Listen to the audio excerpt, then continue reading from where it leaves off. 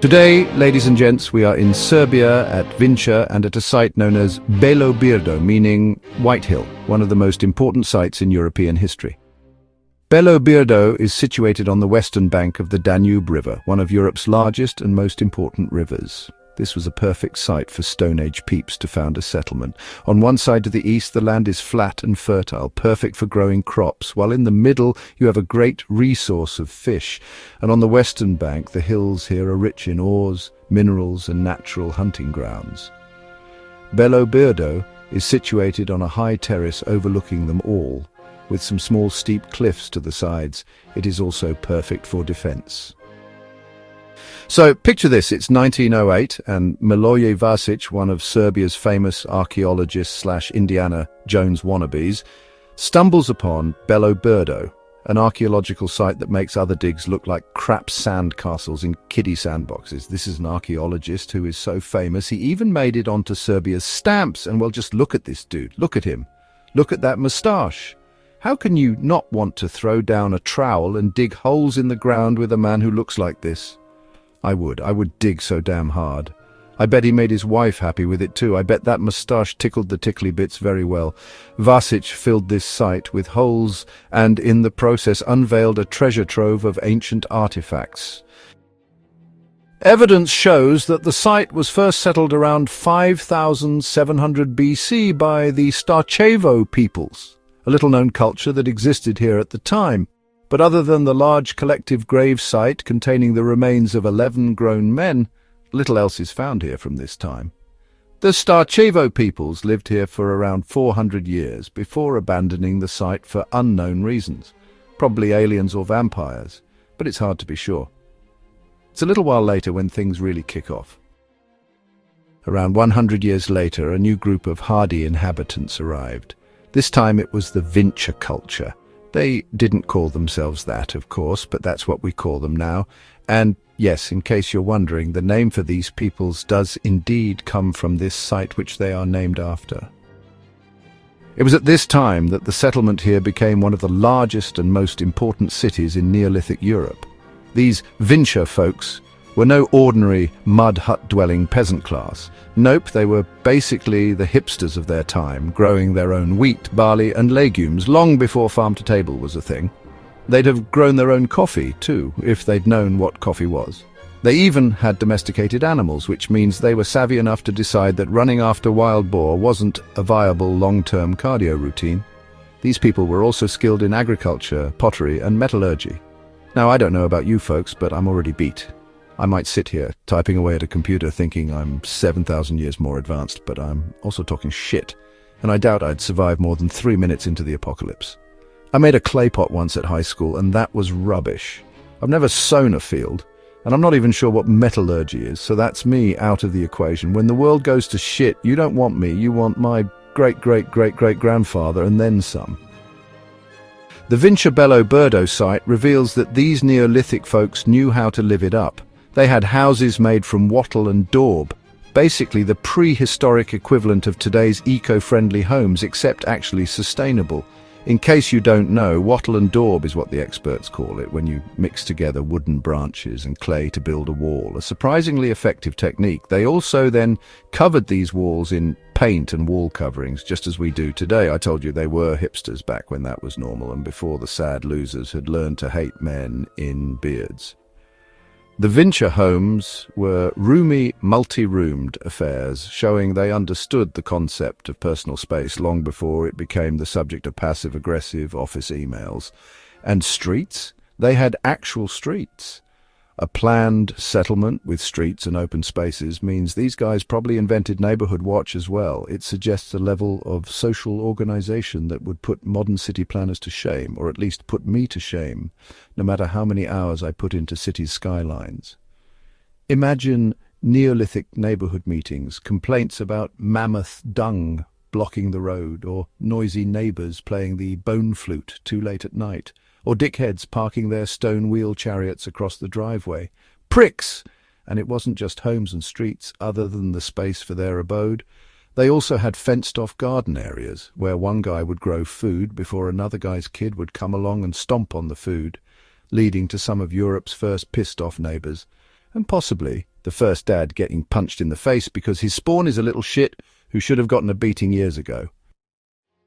When not standing on each other's produce, the folks were eating it instead. The inhabitants here survived on crops of various grains, including barley and emmer, as well as husbandry of domesticated animals such as cattle, like your mother-in-law, but also sheep, goats and pigs, also like your mother-in-law.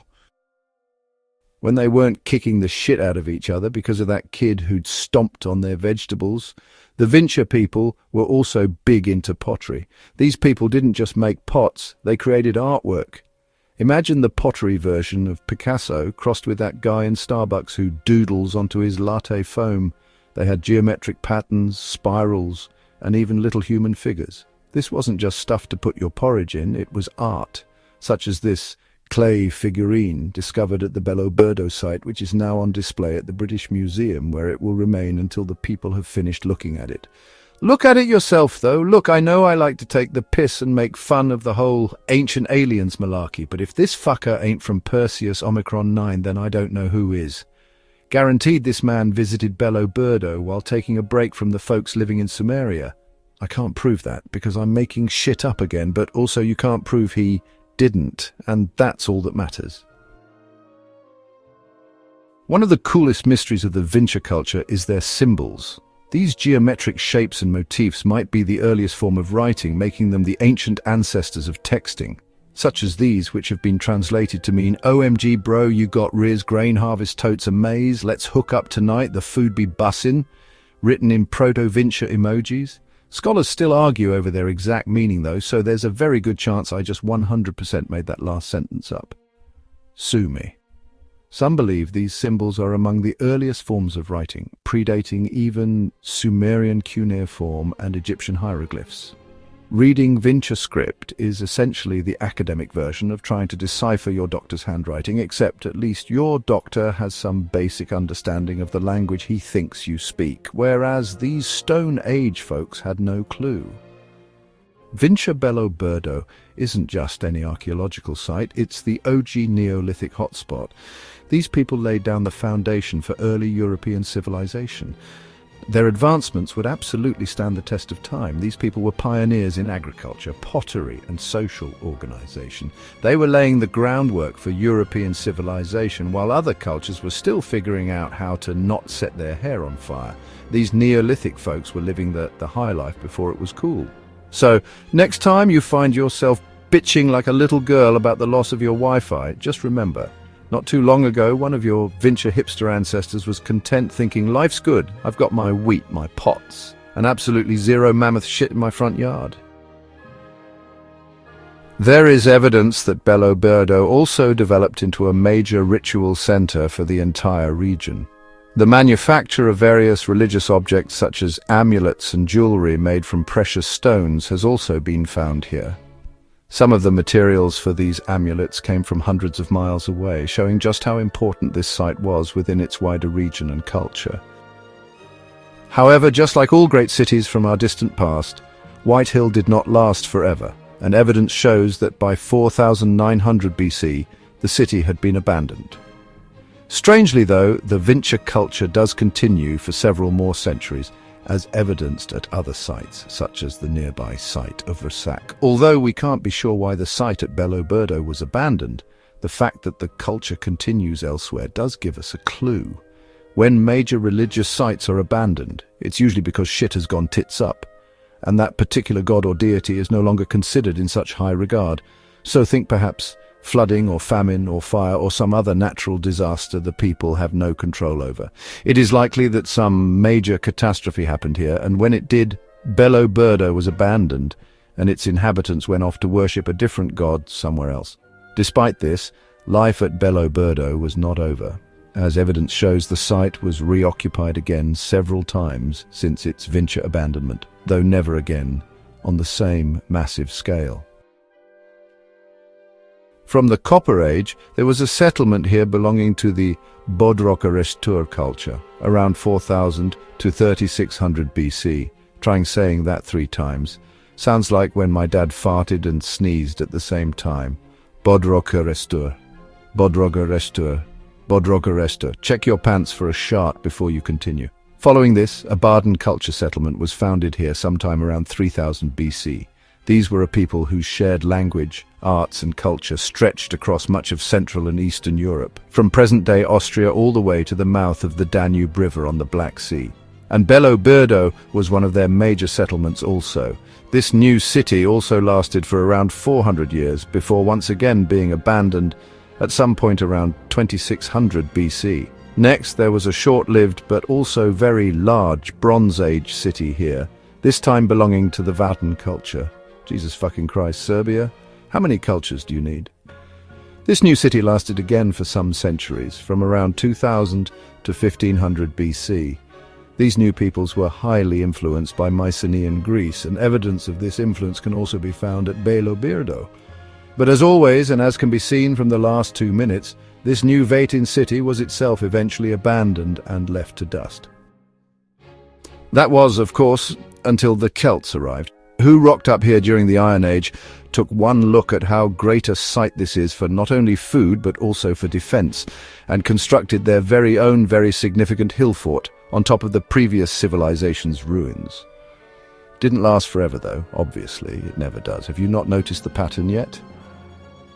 The final and most recent use of the site was an old Serbian necropolis built around the middle of the 14th century. It makes you wonder though, because history isn't finished yet. What will we call the name of the next culture to build a city here? Whatever it is, I bet they're back to building stuff with stones, wattle and daub. This site at Belo Brdo continues to captivate researchers, history buffs and anyone who appreciates the finer things in ancient life, such as me. Vinca Belo Brdo is not just an archaeological site, it is a window into a vibrant and advanced Neolithic culture. And you know what else is a window into that world? 2 things. 1, this video, and 2, this map, which was made by me, Ancient Swan, for the game Cities Skylines 2. I did it because I'm addicted and I just can't stop. I don't know what else to do with my life. My wife does, but she's wrong and she'll learn to get over it one day.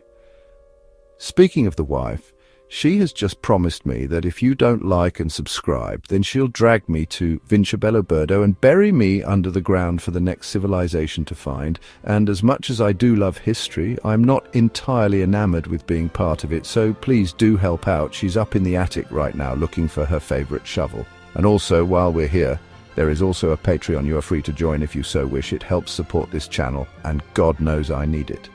Now, onto the map information. Here it is. Climate. -5 to 33 degrees Celsius. Buildable area 64%. Outside connections, roads, rail, shipping, air, power, natural resources. Wheat 98.6 square kilometers. Forest 111 kilotons or 129 kilotons. Oil 98.4 kilotons. Terrain. Flat east of the river, very hilly to the west. And that's almost it, folks. That is the history of Serbia's Great White Hill. A site that was occupied and abandoned so many times, God lost count. People came, they farmed, they ate, they hunted, they bargained, bartered, worshipped, fought, fucked, built and abandoned.